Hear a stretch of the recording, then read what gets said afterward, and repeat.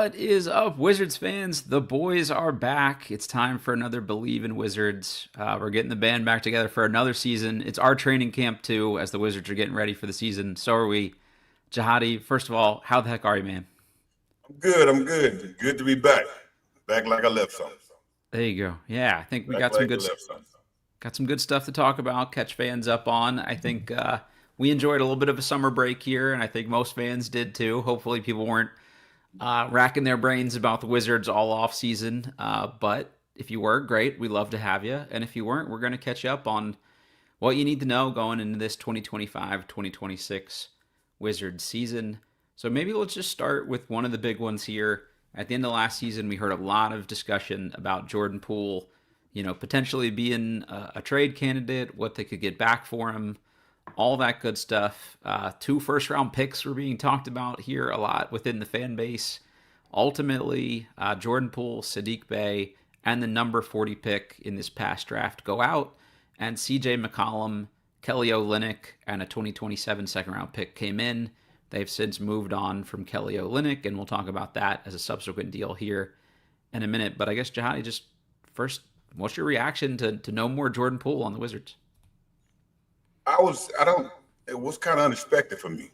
You Yeah. know, I think, at starting out, we were going through the entire Jordan Poole situations where it seemed like he was kind of not really fitting in with the team, Yeah. having, almost felt like he was above the team or better than the team, where everybody should cater to him. And then you started seeing, I don't know what the come to Jesus moment was, but you saw the difference. Sure. You saw the big change to where you started being a vet, being a leader, becoming much more facilitator, Mm-hmm. becoming a more efficient scorer in moments to the point that I started looking forward to him being one of the major X factors on the team. Sure. Now, to just all of a sudden he gets traded, and that was kind of unexpected to me. I guess, like, what was your expectation on that trade? I thought they would get something, and I'm going to do air quotes around something in terms of draft capital. I think that was kind of the move to take on Jordan Poole in the first place, is you either see if he can be a long-term piece, and if he's not, hopefully you can exchange him for picks and things like that. Realistically, CJ McCollum is the big piece they get back here. He's probably not in their long-term future, just given where he is as a player, and also he's on the last year of his deal. So this is essentially trading Jordan Poole out with 2 years on his contract to get CJ McCollum in, who has 1 year left on his contract. So you basically did all that work to rehab Jordan Poole only to ultimately salary dump him at the end of things. And I had higher expectations for how that whole thing would play itself out. But I think in a vacuum, I think CJ McCollum makes sense with this team. Like, they needed Jordan Poole to have a pretty heavy workload last year. But CJ is a guy that I think will kind of allow these young guys to step up if they're ready to do it. And if they're not, he can also still kind of, carry the water here for a while and keep things afloat for people. So to me, he's maybe he needs the ball a little bit less. And I think that would be good to see if some of these young guys that we'll talk about here as we go can step up. Yeah, I think CJ was a good ad, Yeah. because if you need, he's still CJ. Mm-hmm. He's not in the on the other side of his career anymore, but he's Yeah. still CJ. Yeah. He still can give you 20 sometimes when you need to. Mm-hmm. More of a facilitator, like you said, not so much of a ball hog. And then I just see us going young, Yeah. and I see us going young purposefully. Mm-hmm. So right now, if we're going young purposefully, you want to be able to evaluate as much as you can, and Yep. not evaluate and just say in a box. You want to be able to see how these kids can grow, how they prosper throughout the season, how they incline throughout the season, how some decline throughout the season. Mm-hmm. And you can't do that with a ball dominant person on, especially if you want to be a growing organization. So I can see why they got rid of Poole and got CJ, but then again, I just was surprised. Yeah, I think when it happened, how it happened, I think the other piece of this is just what it does for you long term. going into next offseason, the Wizards will have $100-ish million in cap space. So if they want to jumpstart this rebuild, there are some talented young up and comers or fringe all stars or whoever they can either throw money out to get, which isn't really a thing in the NBA anymore in terms of just signing free agents outright. So they could sign and trade for some guys or take on some salary to do this. So I think it gives them a lot of long term flexibility and may just be better fit for them in the short term here too. So we'll see. Seems like Jordan Poole may be a little frosty about the move. He's had a couple comments this offseason. The most recent one, he was asked about what it'll be like to reunite with Kevon Looney in New Orleans. Yeah. And he said, I'm super excited. I haven't had a good screen set for me in 2 years. So, which is just dumb because you had Jonas Valanciunas for half a year, who was maybe the best screen setter in the league. But I got to hype his guy Kevon up, I guess. But I don't know. Just there's been a couple little like attempts at shade on the way out here, I think, too. It's all about perspective, you know. Sure. I don't think when he said it, he meant to dig at the players he played against in the past. I think he was trying to big up Kevon Looney. Yeah. And didn't think it all the way out. You know Didn't how word you it too say well. something, he didn't run it through the filter all the way. Right. And so now it looks like a dig. You know, but you had big guys. You had great screeners even last year. So Yeah, you had great screeners even last year. So like at the end of the day, I think it was something that he was just trying to big up Kevon Looney and was happy to have him back. Right. And remember what he did. And it ended up being a dig toward, you know, like Sar and all those guys, which, you know, I just think he didn't run it through the field too well. Yeah, I haven't had someone set as good a screen for me as Kevon did. Is probably what he meant, but the I haven't had a good screen in 2 years is a little. I don't know. I would take that some kind of way if I were a former teammate of his. Like, all right, cool. I'm gonna catch you on a screen. When we play you guys this season and see how you like it. Yeah. That make you want to hit with a screen pretty hard. Yep. You know, I mean, when you a certain type of player, you're a competitor, you remember those little comments. Yep. Those comments mean something to you. They stay with you. And you know what? In the end of the day, I'd rather Jordan Poole make that comment and put some fuel under the fight a little bit. That's okay.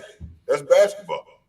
I would like to see Sar set some better screens, some big man screens, and catch people. So, I mean, like maybe that'll light a little bit of fire. Yeah. My next sort of big move that I want to talk about here is my favorite move of the offseason.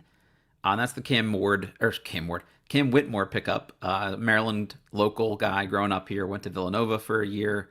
Didn't really work out super well for him so far through a couple seasons down in Houston. But this is a guy that's super talented. You know, it's opposite end of the spectrum. We just talked about C.J. McCollum, who turned 34 this year. You've got Cam Whitmore coming in as maybe the other big trade piece, who will be in his year 21. He'll be 21 years old, essentially. This season, as a rookie, he averaged 12 points, 4 rebounds, 0.7 assists, which is a number I'd love to see him work on, in 18 minutes a game. So 12 points in 18 minutes is pretty good. And then last year, minutes dropped to 16 minutes per game. Only played in 51 games. And he averaged 9 points a game. So just a little less efficient.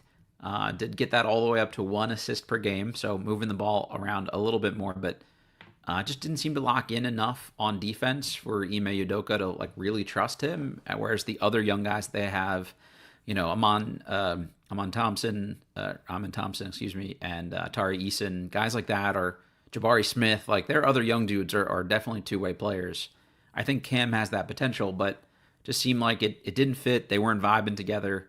And this is an opportunity for him to just kind of start fresh. And I think he's probably learned something about the business of the NBA here, and hopefully that helps him lock in a bit more in year 3.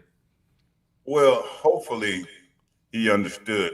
One thing you have to see about Ime Udoka and the Houston Rockets that last season was they were, for them to even win, there really wasn't a big offensively strong, sound team.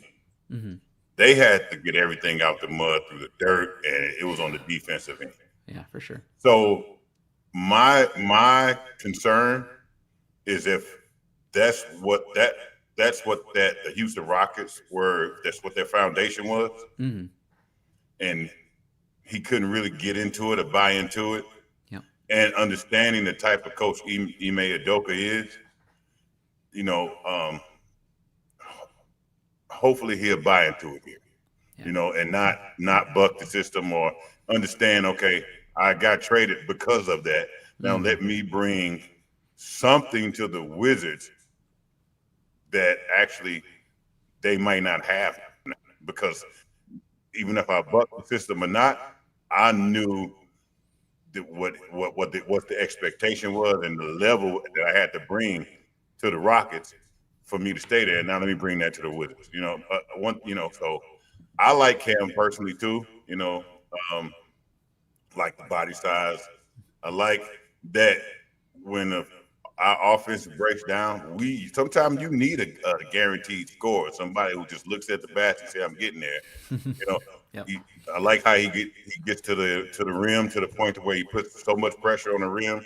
Yep. He gets a lot of free throws during the game. That's going to mean he's causing a lot of fouls for the other team. That's something we haven't had. We really haven't had a guy who put pressure on the rim last year at all. No, I agree. So that's going to be a big change. So I don't really, I just see that he has been through some adversity. I think he went through some adversity at Villanova. I think he went through some adversity during the draft, and now you see he went through some adversity with Houston. You know, hopefully he realizes, okay, maybe I'm the common denominator in all those factors, Sure. and now I have a chance to really, really show what I can do. Right? Let me get all the things out the way, all the issues in the past, right, and bring some type of something with some foundation that I can bring to this team. Mm-hmm. Yeah, I think that's perfectly said. This is a guy that, he plays with a certain amount of edge on the court. Like he's trying to rip the rim off when he dunks. He's willing to try to catch some bodies and be aggressive. And I think I'd like to see him take that mindset to the other end as well and take that same challenge. And this Wizards team wasn't good defensively last year, but when you basically start three rookies, you're not gonna be, overly good. But there are some good individual defenders here who have pride in their defense, and hopefully that's something that he comes in and is like, oh, okay, like if I want to fit in with this young core, I've got to still defend people as well. This is a young dude. He's essentially been about as productive as Koulibaly has, and these were two guys that I think Wizards fans both liked in that particular draft. He's been better on the offensive end. Koulibaly's been better on the defensive end. Hopefully they both can learn from each other a little bit, grow together, because that'd be, a heck of a wing rotation with them and Keshon George, who we'll talk more about as we go. So there's also some competition here for minutes. Like it's there's opportunity for him here where maybe he didn't see that on this year's Rockets group, but I think for the Wizards, they're not going to play him if he doesn't do certain things. Like Koulibaly will be hurt to start the year. We'll talk more about that too. But like Keshon George, I think is going to take a big step up this year. You've still got guys like Corey Kispert on the wing. Justin Champagnie really came in and proved himself as a quality NBA player for a lot of last year. And that's a guy who had to like get it from out the mud, like he worked his way up. So he's not going to give up those minutes willingly. So I think Whitmore's going to be pushed, but there's some chances to maybe play through a few more mistakes than he would have gotten on that Rockets team too. So I'm really excited about this pickup. What that brings me to, like, the interview that Dawkins had right before training camp, Yep. and which is good for Whitmore, because he said, "Look, last year I felt like things were given a little bit. Mm-hmm. This year, everything has to be earned." Yeah. And when you look at the roster, you look at it's pretty much even across the board. Mm-hmm. And that means, yeah, Cam, you're gonna have to earn it just as well as Koulibaly's gonna have to earn it, just as Keshon's gonna have to earn it. And because we're young, you don't have to cater to it. And we really got rid of like the big face of the team type of guys, Mm-hmm. where you had to cater to. We don't Yeah. have a guy we truly have to cater to right now. I agree. So now it's all about truly earning it, which means, okay, you're going to get some guys going to fall to the wayside. Some guys going to, stick their head out the mud a little bit more and say, oh, Mm-hmm. okay. And what that's going to do is now you have to earn it on defense. Yeah. You have to earn it on screens. You have to earn it on drives. You have to earn it in every specific situation in the game, Hmm. and as an individual player, and as a teammate. And I think that's perfect. And I think that's the perfect environment for him. Yeah, it's sink or swim to some extent for him. Like I'm not ready. It's year three. Like he's obviously got a long NBA career left here, but I think how he's viewed in the league will be shaped a lot by what he can show in this season. Like if he's another guy that can't carve out a role on this particular Wizards team, other GMs around the league are going to look at you a certain way for the rest of your career. That I was a top 10 recruit, that only hangs with you for so long, and you're only going to get so many chances of that. So if it's not with this Wizards group, like let's say they move on from him after another season too, when you're on like your third NBA team, you've just got it's a different stigma about you. And the other guy we didn't even mention here is super veteran Chris Middleton, who I don't expect is going to play 82 games as a Wizard, even if he's here for the whole season. It's still though like this is a veteran priority league. Like if you want to get minutes ahead of Chris Middleton, you got to go out and take him, and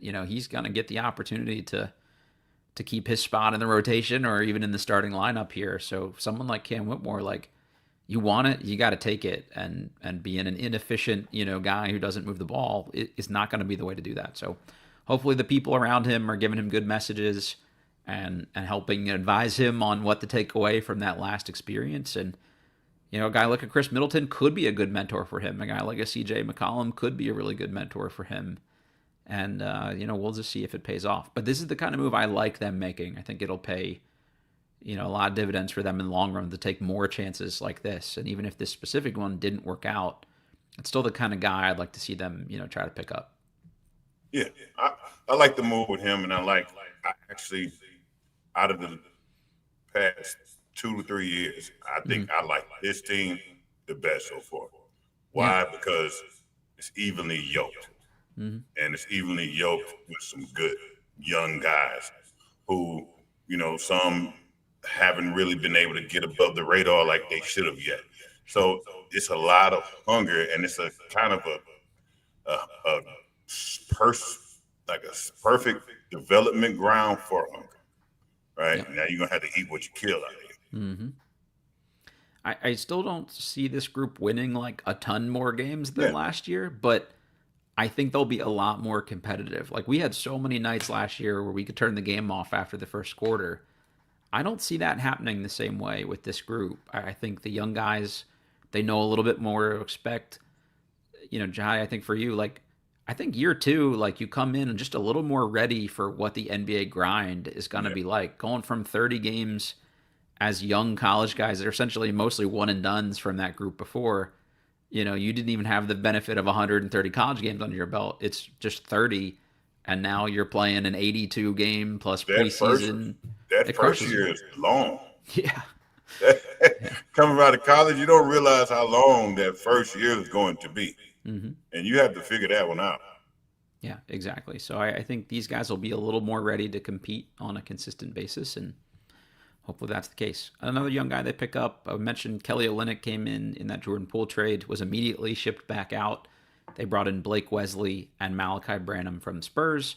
Blake Wesley has already been released, and it's a bummer because I actually kind of liked him more of the two personally. But Malachi Branham was a guy that was a super bucket essentially in his 1 year at Ohio State, basically drafted with the expectation of being a scorer in the NBA. That has not, unfortunately, for him and the Spurs so far, really materialized in his couple NBA seasons. Been just sort of inefficient overall. He's played 3 years in the NBA, started at 10 points per game as a rookie, got down to 9 points per game as a sophomore, averaged 5 points per game last year for the Spurs, only played in 47 games. As the team got more competitive, he played less, which I think is not, the development curve you want to see for a young player. But this is a dude that's a 85% free throw shooter, was a good 3-point shooter in college on very low volume last year, shot 40% from three.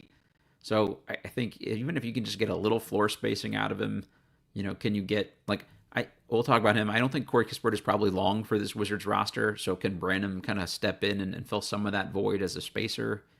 We'll see. But it's another like low risk move for a guy, like I said, that was a first round draft pick a couple years ago. So I think we're seeing a pattern here of just them taking some chances on some guys that at least had some pedigree, and maybe a new home is enough for these guys.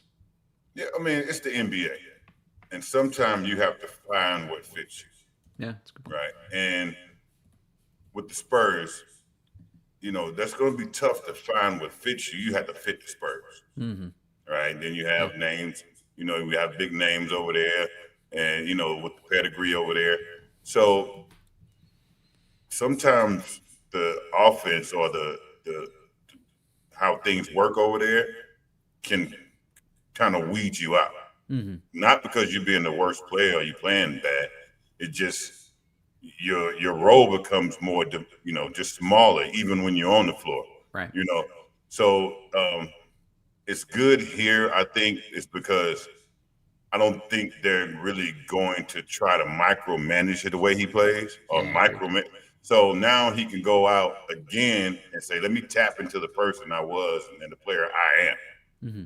Right, and then and man, I think this is the perfect situation to blossom. He's still young. He's only been in the league so long, right? He's still a young guy, and it's a new ground. I think this is a situation where the grass could be green.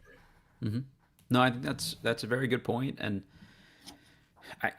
he's a guy I would give a chance to make this roster and try to see what he's all about. At the very least, he's a low cost opportunity to evaluate him in camp and preseason and things like that.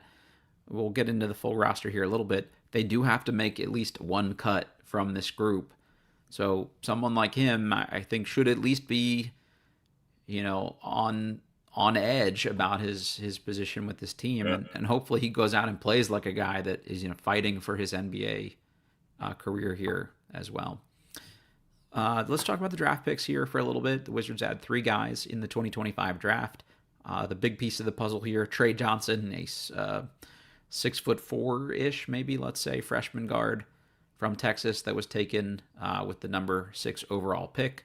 Just a bucket, as the kids say or used to say. Who knows if they still say that? Will Riley, freshman guard or freshman wing, excuse me, from Illinois, was taken with the 22nd pick, and Jameer Watkins, a 6'6" super senior coming in from Florida State, started at VCU before that for the local fans. Jameer, one of my favorite second round picks the Wizards have made in a very long time. So hopefully, he can carve out some kind of role. He is on a 2-way contract, but I don't know, Jahadi, just sort of initial reaction to any of those three guys and the direction they went with those draft picks. Well, right off the top of my head, I really like Jameer Watkins' pick because he's a super senior. Yeah. It's a difference. It's a lot of experience. That you can tell somebody who's a super senior. We didn't get too many of those guys in the draft.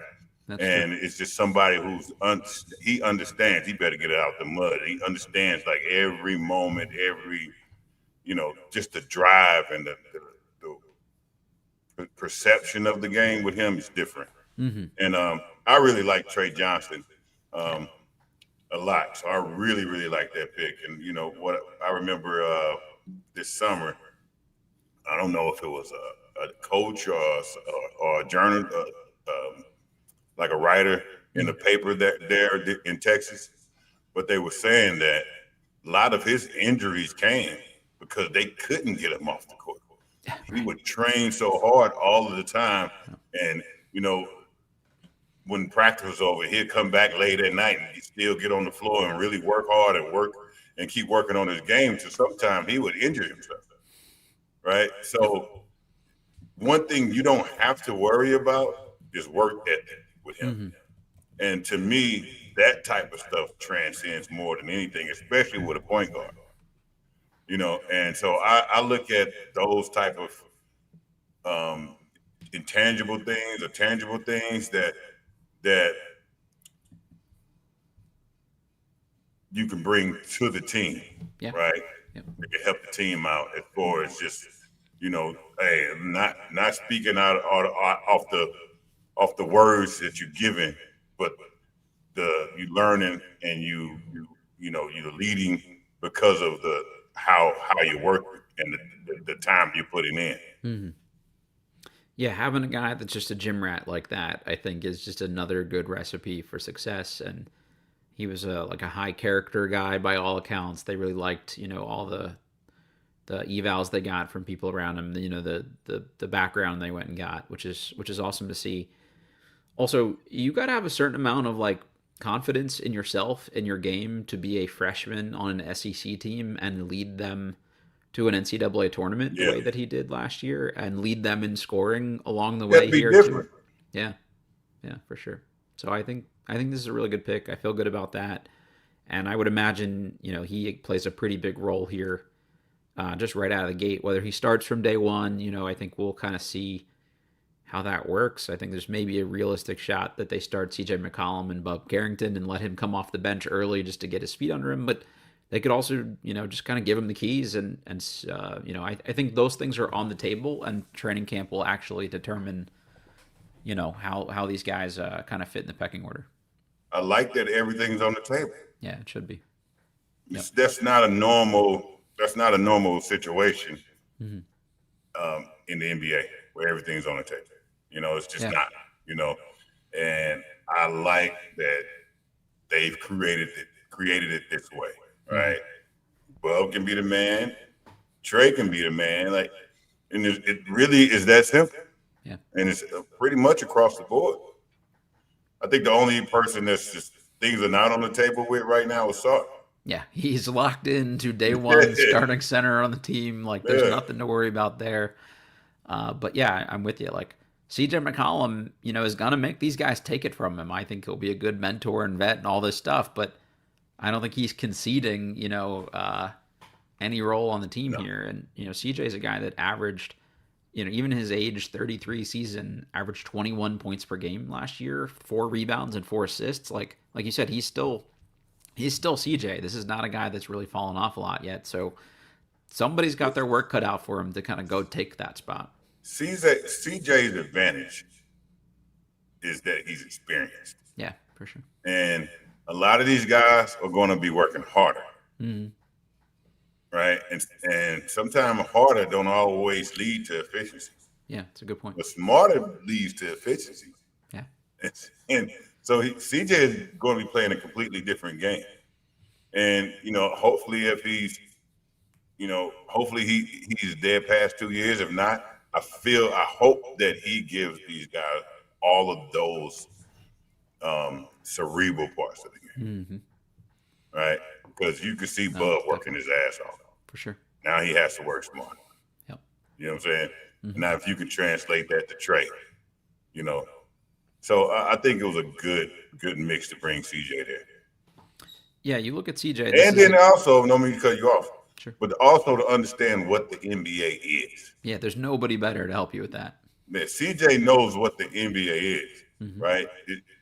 He knows the business of the NBA. He knows how to be a professional, Yeah, that's right? huge. And that's something that's great to pass along. And the younger they understand it, the better, Mm-hmm. off and on the court. They bring Anthony Gill back, Mr. Leader, coach in the locker room, all the great things we hear about Gill, but it's just different coming from a guy like CJ McCollum or even Chris Middleton when they got to the heights that they got. And CJ, to your point, as a former, head of the players union, there's probably nobody, that understands the economics and business of the game better than him. So I think he's just a great dude for them to pick his brain. He's also a guy that like had to earn every minute coming out of Yeah. Lehigh, and he didn't do it through crazy athleticism and things like that. Like he worked smarter, not harder, to your point, the whole way. And Bub and Trey Johnson both aren't like these crazy dynamic athletes. Like they're gonna have to pick up little Chris Paul, tricks here you and learn how there. to Chris Paul it. Yeah, exactly. So Yeah. I think that's just a good choice for them. Just one last thing on the draft. There was a lot of talk, and I think a lot of Wizards fans really wanted Ace Bailey. It's recently been reported by Mark Stein that Ace Bailey refused pre-draft workouts from all interested teams in an effort to force his way to the Washington Wizards at number 6. This comes just a year after we hear Alex Sarr didn't want to work out for the Hawks because he wanted to go to Washington. Jahadi, you've been with this organization or around it a long, long time here. Can you remember a time where people were fighting to get their way to Washington? I can't imagine. Like it just doesn't feel real from where we've been as an organization. No, I don't remember a time when people were fighting to get to Washington, It's a nice but change. I understand why they are Yeah, same. because it's an open ground, Hmm. right? I have a chance here, Yeah, right? So I, it's tough with teams that's already established right now, and like it's really tough to be on a Golden State yeah, because I'm not going to be able to be myself or play my game. I'm gonna have to play Golden State's game. I'm yeah. gonna You're have to play fit in San there. Yeah, Antonio's game. I'm gonna have to play Houston's game, right. right? The Rockets game. Right now with the Wizards, you as a guy coming out, you can be effective playing your game. Hmm. Right? You're able to play your game here and you're able to play it in the Yep. NBA. And that's not a knock against the Wizards or anything because what it is okay, I can be a part of this franchise and I can grow with this franchise and Hmm. I can be a figment here Yeah. if I do what I'm supposed to do and what I know I can do. And so coming out, you would love to be in a situation like that. Hmm. Yeah, it's an ideal spot. You've got a front office that's well respected around the league and people trust. You've got hopefully a patient front office and coaching staff that'll let you play through some mistakes. You've got a head coach and a staff with a well respected record of player development. So you're going to get minutes on the court to get better, coaches that can help people get better, and a front office that's going to give you chances to go out and prove it. And oh, by the way, they've put good veteran mentors around you. Like if you're a young player, like this is the ideal incubator for you long Yeah, term. And absolutely.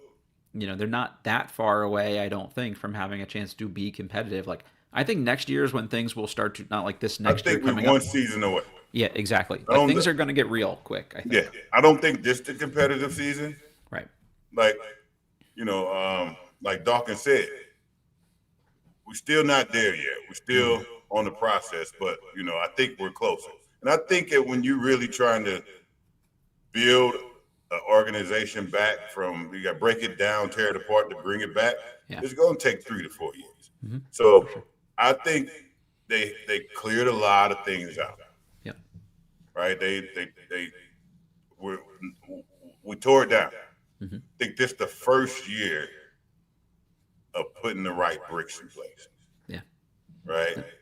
You know, just to bring the foundation. Then we Hmm. get then you get a door and you get the big window. Like those should be coming next. Sure. Yeah, whether it's through this year's draft pick or free agency this year or both, like this is by all accounts a pretty loaded top, 5 or 6 in this draft, and I think the Wizards will position themselves well for another top 6 pick. So you need to nail this pick and get it right and find a guy, and then you've got a lot of dudes here that have great chances to be, that number 2, 3, 4 option on the team, and then you can add in some guys of that caliber here too. Like by the time they're getting some of these guys in free agency, these young guys who are still on rookie contracts are hopefully going to be better because they've had trial by fire. Like you could be kind of competitive kind of quick, and not to point to OKC, but it's a little bit like what they did, Yeah, So we'll see if we can that's the pull that off. formula. I We mean, just need a Shea. No, SGA somewhere would be nice. it's the formula. That's the Yeah, formula. And some of these guys are going to end up being really good, and we have no idea which ones yet. right. Just it always happens. Mm-hmm. And sometimes they might go through a trade. The young guys that are good now, they were on one team and got rid of them, and you never really got to see how great they were until Yeah. like SGA. Then they get on a Thunder, and Mm-hmm. now it's their team, Yeah. right? So I think with some of these guys we have, we rolling the dice, and one of them may be it, two of them may be it. I mean, Mm-hmm. you're seeing even right now, got the growth of guys from last season, from this summer, like George. Yeah. You know, like George is to me one of those guys you better look out for. Mm-hmm. Yeah, same. That's the guy I'm maybe most excited to see out on the court in year two. I think the one thing people felt he confident he would come in and do last year was shoot the ball well, and he didn't do that particularly well last year, but it was everything else. Like he looked more fluid, he looked like a more dynamic mover. He got his hands on everything defensively. He moved his feet pretty well. He held up well from a strength perspective. He's got decent court vision for a bigger guy. He can put the ball on the floor a little bit.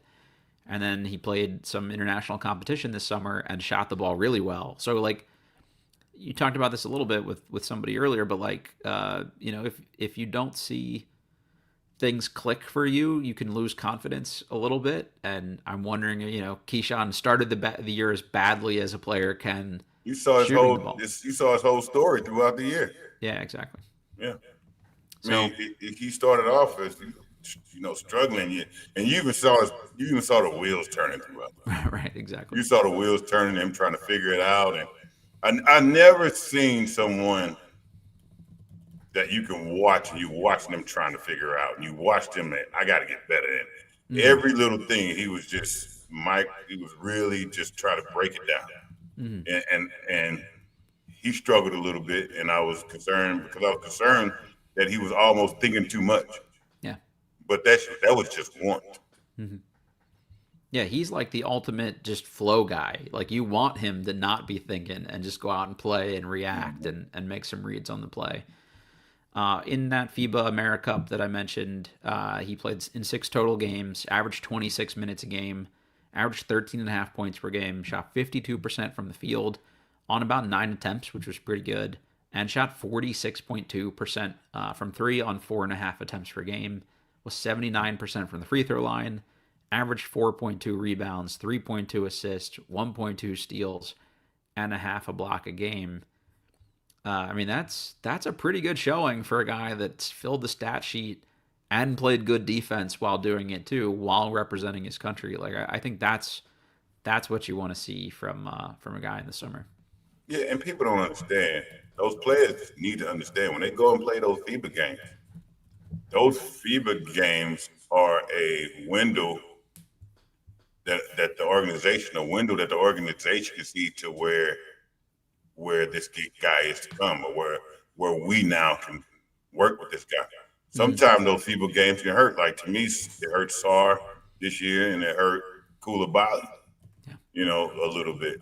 But it really, really helped George, Keshon George, and now coming into season, they have to consider those games and consider how he played and look at him different, And they also have to consider the games some of the players didn't do well in, and especially, I hate to say it, but against Koulibaly and Keshon, Bilal and Keshon,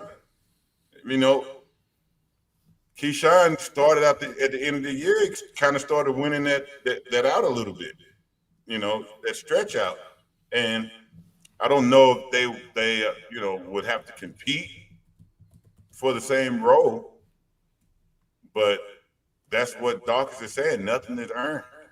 I mean, nothing is given. Everything is earned. So, and I think it's good for now Bilal to truly have to be on his toes now, because this is the last year. You see a lot of potential in him. You see where he can go with his game.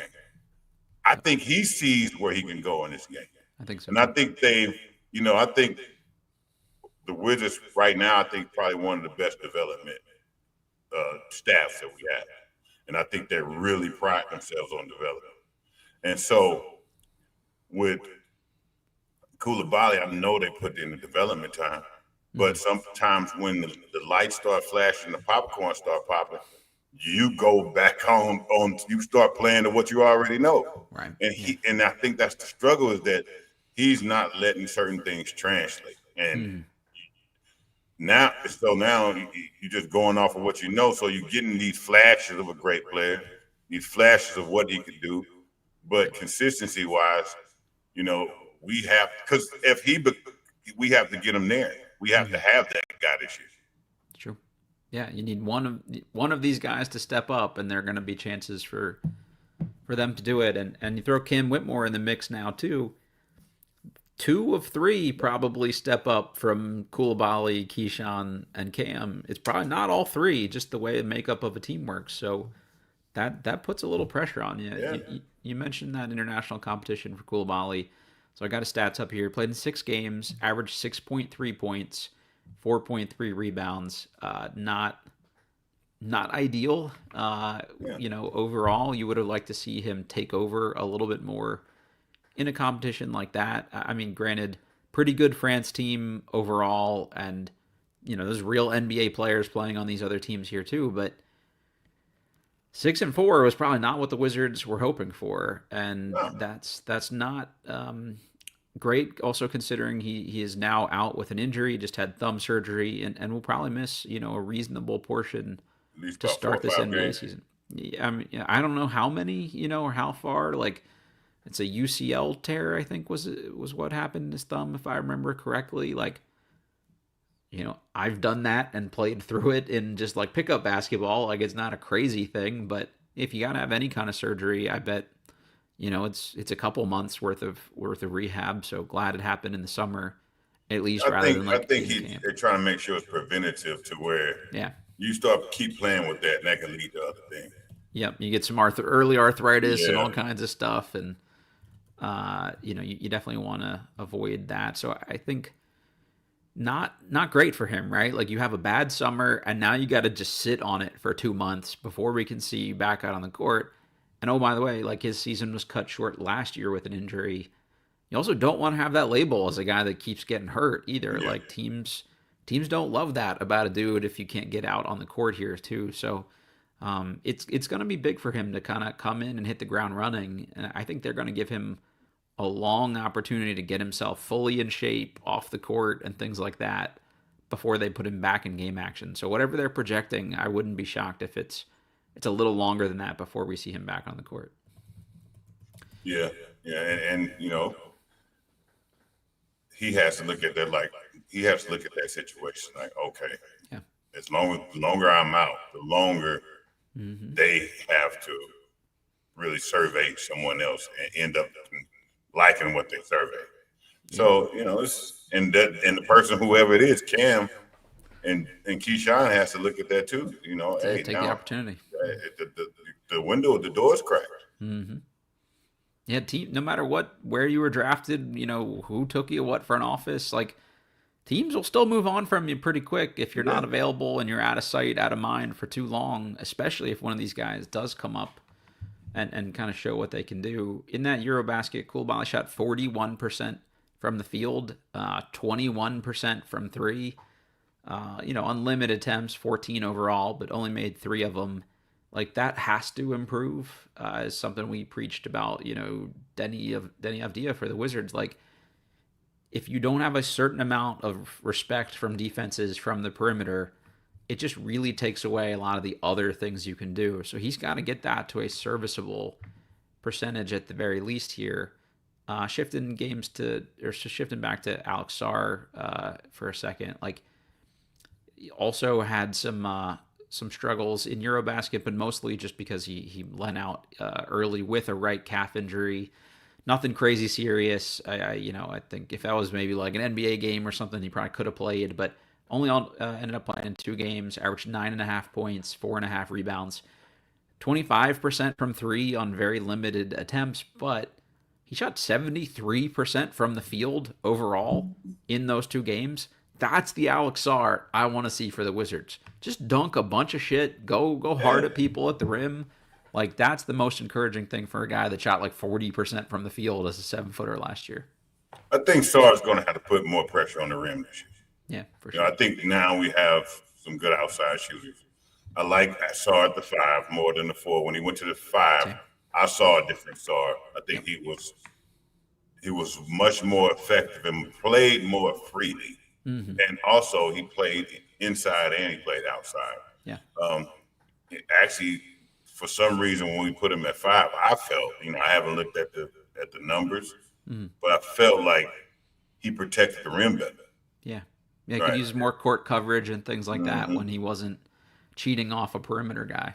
Right, right. And with him, the type of player he is, and how versatile he is offensively, he can put a lot of bigs in a mismatch. Mm-hmm.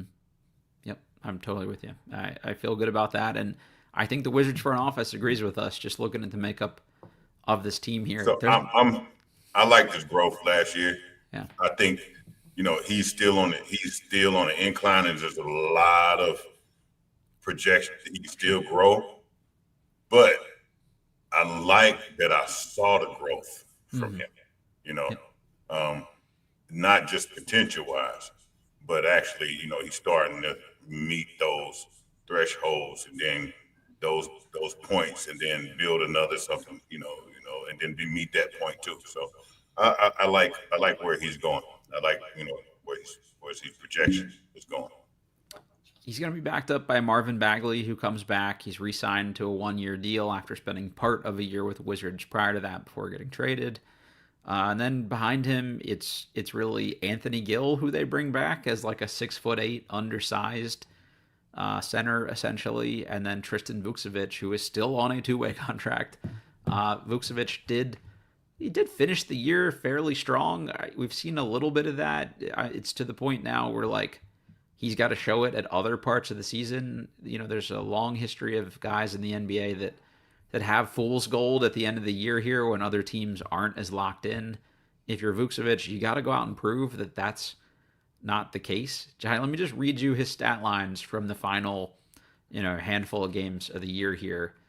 Uh, in like the end of March, he had a game where he put up 14 points and 4 rebounds. The next game, 17 points, 8 rebounds, 3 assists. The game after that, only 7 points, barely kind of played in this one against Orlando. Then his next game, 24 points, 6 rebounds. The next game after that, 17 points, 3 rebounds, 2 blocks. And then closed really strong in his last game of the season, or the Wizards' last game of the season, 28 points, 11 rebounds, 5 assists, and 2 blocks. He picks up a lot of fouls in a short amount of minutes. There are a lot of 4-foul games and things like that, which I don't love. But the dude can put the ball in the basket, and he can also help other people put the ball in the basket. So it's at least intriguing enough that I would like to see Vukcevic get a more steady dose of minutes this year on this Wizards group. I don't need to see more. Okay, first of all, I never seen a player, especially like him, been in so many two ways. Yeah, I know, right? Look, man, just go ahead and do what you got to do. They're Get out. Could you get out the two-way lane? they're clearly not sold. I mean, But that's his fault. yeah, I agree. Get out the two-way lane. Right? First of all, when it was real, Mm-hmm. and it became toward the end of the season, they finally put him in, and he knew it was real. Yep. He was going like crazy. I mean, Sure. you saw everything you needed to see from Vucevic at that time. Yeah. Right? Now you're just seeing somebody who's just going, like, you feel like he's going through the motions, and he's doing just enough to stay in the two-way lane. Mm-hmm. The guy can score. The guy can play, right? He's a good. He has a unique game. He has a European game, but he has a European big game that you put the ball in the basket. Mm-hmm. I just think he has to go ahead and embrace it. And look, man, you got to. It's going to be hard. Yeah. You're going to have to go ahead and figure it, like, take some steps forward. Mm-hmm. You have to want to be here. I feel like right now he's talented. Yep. He's talented enough to get through the door and stay there. Yep. Does he want to play? Mm-hmm. Yeah, flashes of potential are only going to keep you around for so long here, and it's not a question of if he can play offense in the NBA. It's can he do the other stuff on Does a winning he team? want to do the other stuff? No, you're right. And I know what you're about to say. Yeah. All defensive wise, he game moving. Does he want to do that? Yeah, that's huge. And a guy that missed 2 months at the start of last season with a knee contusion, I have never heard of a guy miss 2 months of an NBA season for a knee bruise before. And he looked out of shape in his one summer league game the year before. Like, I'm with you. It's the want to at this point. If he comes in and is just in crazy good shape, I think you could see a different player, and that would tell them a lot, and maybe get him out of the two-way lane you're talking about here. But it's on him, and this guy's going to have to show a lot more maturity, I think. Yeah, because I mean, in the end of the day, if he wants to, if he wants to be good and he embraces it and runs toward it and say, look, I'm going to embody being good this year, and then I'm going to build on top of that. We will have an effective big Yeah, outside of soccer that can really do some things. But if not, and I see what the team sees. I see why they keep putting them on two ways. Yeah. Could you, right? I see. So, it's just up to him. Yeah, there are guys that come over from Europe because they're talented and they think they're supposed to and they can get drafted, so they do, but they ultimately don't care about playing in the NBA or lasting long term in the NBA or don't like it here and want to go back. And just want to stamp. Yeah, exactly. It's a lot easier to get other contracts internationally when you can put NBA on your resume too.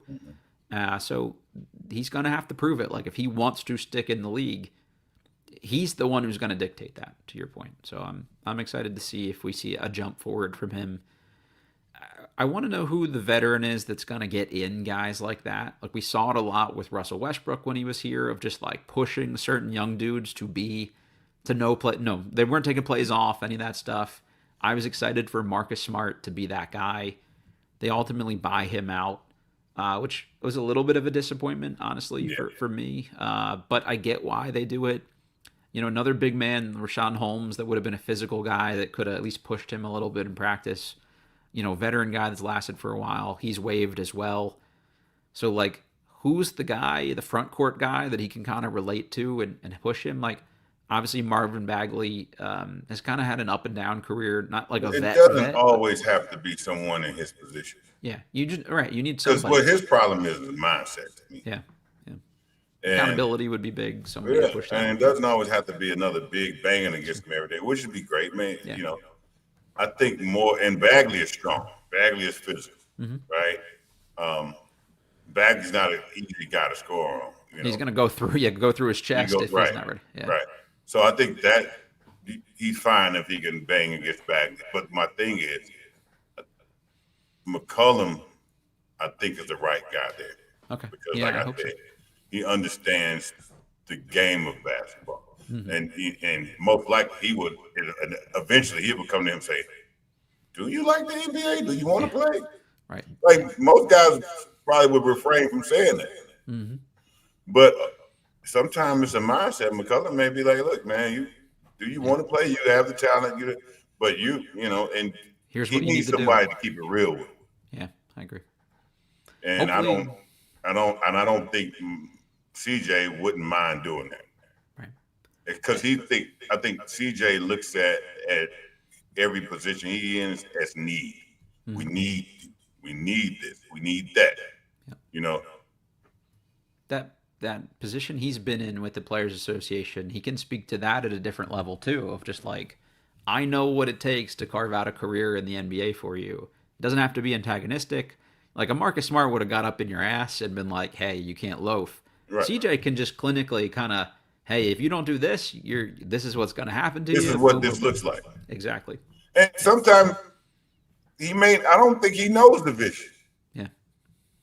He probably never considered the vision. Like he said, his vision maybe was like just get an NBA stamp. But you have the talent to do more than just get an NBA stamp. You already got that. You know what I'm saying? He could at least be a rotation like CJ, and I think that's why he's such a good fit for the team, is because he's going to do what he does on the court. Yeah. But he has so much to give, and I think he takes time to actually understand the player, his teammates, because I think he takes time to understand his teammates based off what the team needs. He's strikes me as like the ultimate professional. Chris Middleton strikes me as like the ultimate professional. Anthony Gill, ultimate professional. Like you've got these really professional guys. I would have liked one like sort of unhinged older guy too, just like a little bit of bust their ass a bit. I don't know who that'll be from this group, but they may also make some moves throughout the year here too. And maybe the makeup of this group, they just that's not the right makeup for them, but we'll see. A couple other guys, they brought in Sharif Cooper on a two-way contract. Sharif played 1 year at Auburn, a little undersized, but can absolutely sling the ball from the point guard position. The shooting is a question mark to go along with the size, so we'll see what he can do there. But I love that move for the G League team specifically, and somebody like Sharif is going to make other guys look good. So if you've got to send someone, like Will Riley or Jameer Watkins or whoever to play down in the Capital City Go-Go, having a really rock-solid point guard to set them up and make them, look their best in those situations, I think will be really good for their development. He'll put them in the right spots at the very least, and if he can carve out a little role as a backup point guard on an NBA team too, great. I think that's a win-win. Yeah, yeah, and I think they have good guys to fill in some good spots. And I think Sharif Cooper is just one of those guys that's solid Yeah. person and solid player that you can fill that spot in. Mm-hmm. He's another dude that's a hard worker. Hasn't had the easiest run in the NBA so far. So I think you see a lot of like these runs in the backup with other good NBA players. Sharif Cooper seems to be all over the place with them. So it's a lot of hunger. There's gonna be a lot of hungry guys. Yep, I like that. 2 Exhibit 10 contracts. Keshon Gilbert, who was really good for Iowa State the last couple years, good two-way player. Didn't do much for the Summer League team, which I was disappointed in because I thought he would be interesting. And then Jonathan Pierre out of Belmont, interesting hybrid forward, 6'9" guy who can shoot a little bit. So, they'll get chances to try to make this roster. I don't think either of them will, but with that Exhibit 10 contract, they can get converted to an NBA G League contract plus a $75K bonus. So you're basically giving them extra money just to sign with your G League team. And I think those are 2 good guys to just see how they develop in your system and keep an eye on, close to home. So I like that too. Let's run down the roster real quick. We've got Corey Kispert, Trey Johnson, Anthony Gill, Marvin Bagley, Will Riley, Justin Champagnie, Malachi Branham, AJ Johnson, who we haven't talked about yet. I want to circle back to Alex Sarr, Keshon George, Bub Carrington, Chris Middleton, Bilal Coulibaly, Cam Whitmore, CJ McCollum, and Dylan Jones. That's 16 players. They have to get down to 15 at some point. So the potential casualties there are probably Malachi Branham and Dylan Jones. Dylan Jones came out of Weber State, 6'6" forward, crazy productive in college. Basically just won a ring, with OKC, but wasn't in the mix enough for them to get brought back. So I think one of the two of them is kind of the most likely guy to move on, and they'll probably just battle it out in camp, and you see what that ultimately looks like there. But looking at this roster as a whole, Jahadi, ESPN put out their top 100. The Wizards were the only team in the NBA without a single player in the top 100, which is not too surprising given where they are, but you would hope that by next year's list, there's a couple of those guys somewhere in the top 100 and they can take a big jump. I think that goes by design right now. We have to free up cap space, free up some names, start from scratch, get some young guys. Most young guys aren't going to be in the top 100, just right. That easy. So I think that's by design, and I don't think that's a bad thing always. Mm-hmm. Right? Like you said, we're in the reconstruction phase of this situation with the organization. And,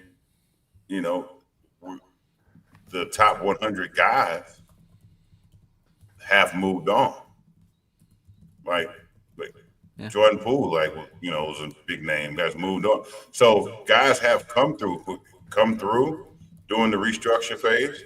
That was some top guys, but we purposely moved them on. Yeah. So you have to understand that that's part of the process. Mm-hmm. So us not making the top 100 with any player, so what?